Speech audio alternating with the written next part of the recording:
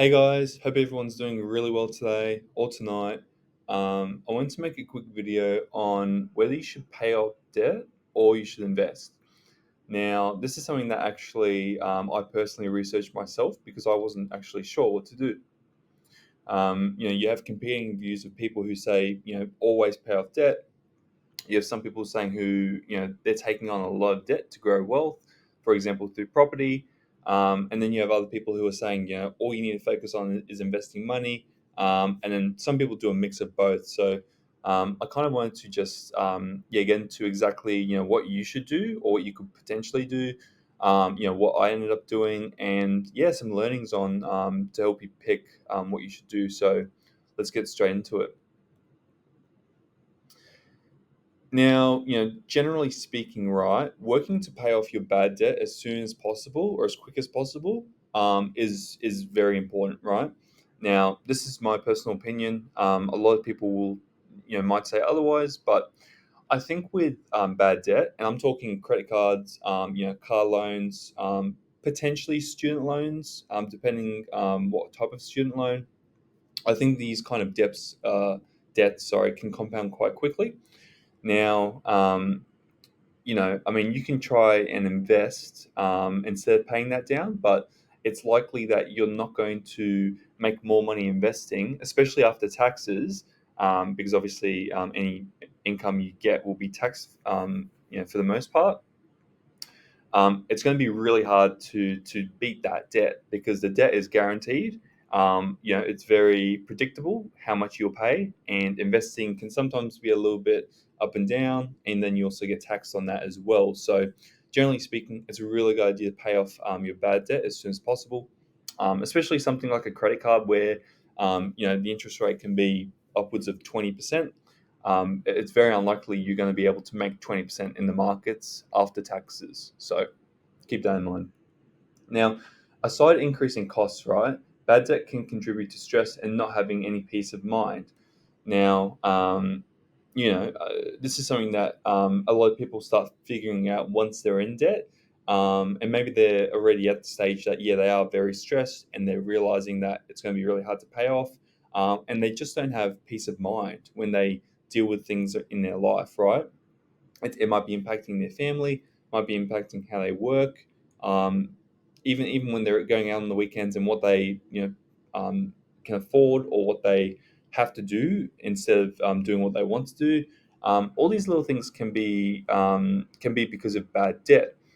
Now, there's obviously a massive benefit in having peace of mind and just knowing that you're financially set or you don't have to worry about money for a little bit. And not having this peace of mind will impact most areas of your life. And obviously, your bank account being the number one. But this is something that I think when you start getting into more and more debt, bad debt specifically, you start to realize this. Now, in terms of addressing this, right, you may want to kind of start selling off or returning any unnecessary bad debt purchases to help reduce debt. So, and this is assuming you can't actually. There's no way right now you can kind of afford any debt repayments. I think the easiest thing to do is start selling off what you really don't need. You might have wanted it, but you really don't need it. Or potentially, if it's something like clothing or if it's a new iPhone, potentially return that back to the store, get your money back, and then buy a used iPhone. Mine definitely isn't in the best condition ever, but it's an iPhone 13. I believe the 16 or 17 is coming out soon. But yeah, as long as it works, it's fine for me. So nothing fancy, but it gets the job done, and it means I'm not in debt. So, and that's really important to me. So, assuming you're not able to, right now immediately start paying back your debts, start reducing, those debt expenditures where possible. Now, there are some other ways, of kind of addressing your bad debt. For example, using strategies to move your debt or kind of reframe debt in different ways. For example, a balance transfer on a credit card could be an idea. And a balance transfer is essentially when you take the balance of one credit card, you open up a new credit card, and then you can transfer that debt. Let's just say it's $1,000. you can transfer that debt to the new credit card, and they normally give you a window in which you don't have to pay any interest, normally between 12 to 18 months, but sometimes 6 months even, which is quite generous for the most part, especially when you consider that the interest rate on credit cards is so high that it really does make a difference to your personal life. So, again, if you're not able to address debt through paying it back, something like this could be a really good idea too. If you're able to control yourself and it's part of your debt repayment strategy. Another option is debt consolidation loans. Now, these two won't be my first option, but if you're able to consolidate a car loan, maybe a loan for clothes and a loan for this, a holiday maybe, and if you can throw it into a package and then pay that at a reduced cost, or a reduced interest rate, that could be interesting as well. So you'd need to look at your personal situation, potentially talk to a financial advisor, and just see what works best for you. But for most people, you're going to be able to pay back debt. There might be a mental or emotional barrier, but objectively, if unless your debt is really, really large, you should be able to start paying some of that debt back, and stop spending on things you don't need. Now, another question in terms of whether you should pay back debt or whether you should invest, right, is around what your wealth strategy is. Now, in line with a financial advisor or an accountant, right, you might want to talk about this. But if you're personally okay with taking on some good debt, especially in places like the United States or Australia, this can be a really great way to grow your wealth, in my opinion. For example, something like real estate has done really well through attaining a mortgage, or potentially getting a personal loan and investing into equities like the stock market. I know personally someone who's invested in Bitcoin through getting a personal loan, and has done really well, albeit that is a little bit more of a risky strategy. Now, those that are really looking to aggressively grow their portfolios may not want to pay the debt down, which is really interesting to me. At least initially it was, but then once you do the numbers, you realize where they're coming from. So, for some people, right, especially in property, they'd rather make the minimum repayments. So sometimes that could be interest-only payments that don't really take a lot out of your pocket. They maximize those tax deductions, and then they have inflation eat up a lot of their debt over time. So the goal is that they can have a lot of debt, but ultimately not pay back a big chunk of it until much later on, when that property has gone from 500,000 to $2 million, and then the debt left is maybe $400,000. And at that time, say it's 20 years or 30 years down the track, the salaries at that time are likely going to be 300 or 400 anyway, and then that's going to be very quick to pay back. So similar to how prices in Australia back in the day were, $30,000 or $40,000, whereas now they're in the millions. So that's also another option if you're looking to aggressively grow your property portfolio, or even just generally speaking your assets. Now, for other people who aren't really open to the idea of taking on a lot of debt, some will prefer paying off debt for increased flexibility, cash flow, and peace of mind. So, there's no right or wrong strategy when it comes to generating income or wealth, but some do prefer not being chained down to many different mortgages. They prefer to have more cash flow and more, I guess, freedom in terms of how they spend their money, and don't want a lot of that eaten up by mortgage repayments. So that could be also a strategy as well. You don't have to use debt, but it could be a good way. And instead, if you don't want to use debt at all your money you're earning can go straight to investing, assuming you don't have any bad debt either, and then grow that way instead. And that's what I initially did as well. Now, and it is a very personal decision as to whether you use debt or whether you invest first. Some people don't use debt at all. For example, Dave Ramsey famously doesn't use debt. He's very against any kind of debt products, whereas a lot of people are very big on debt products. For example, Donald Trump, I know he initially built his property wealth by borrowing the bank's money. So it just depends. You can grow wealth either way.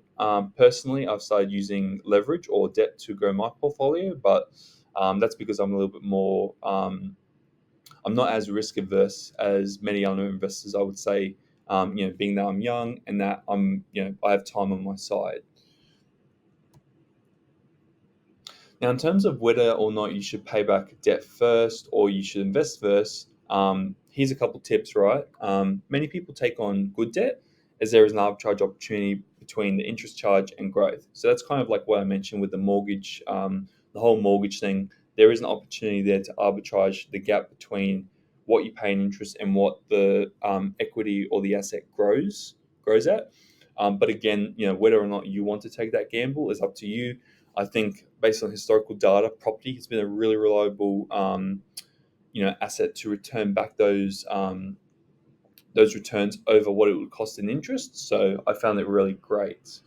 But again, it's totally up to you and what your financial advisor or accountant would recommend. Now, you can actually have a 50-50 split between investing and paying off your debt. So you don't have to go totally into one camp in this case, right? Although, in my opinion, and based off the numbers, right, paying off your bad debt has a guaranteed return, like I mentioned earlier, which is that, in the case of a credit card, it's that 20% interest rate. So essentially, think of it like this: if you're paying back your 20% interest rate, you're essentially, number one, it's like earning 20%, but then when you take into account the fact that to earn 20%, you need to make 30%, and then you get taxed on that in most cases. That's almost like a guaranteed 30% return. Now, it's extremely hard if you're not into investing. It's extremely hard to get a guaranteed 30% return, almost impossible. So, but you're able to do that by paying off bad debt. So, personally, I would look at paying off bad debt first and then potentially investing using your own money or taking on some good debt, getting those tax deductions, and growing that wealth that way instead. And look, again, it's very personal, but for me, I've used debt quite a bit. I have lots of credit cards, or I've had lots of credit cards, loans, various mortgages, and it's worked really well for me so far. But this is because I'm very responsible when it comes to taking on debt. I don't actually spend a lot myself, and I do it in a way that games the system where I get the most benefit out of taking on leverage. And there is risks obviously involved, but I've accounted for those as well and have buffers in place that if something were to happen, I'm still going to be okay for the most part. Um, and as well, just as a final point here, sometimes it may be okay to leave a bad debt open, right, if it's a low interest rate.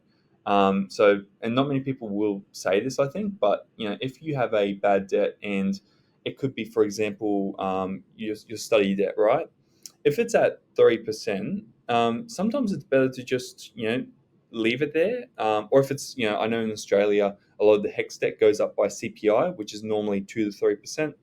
And look, and for a lot of people, it's better to just leave it and focus on investing because the reality is CPI is very low in most cases, and you're going to make a lot more by investing. So it just depends what you want to do. For me personally, I paid off my HEX debt very early, so I could then afford a big more property.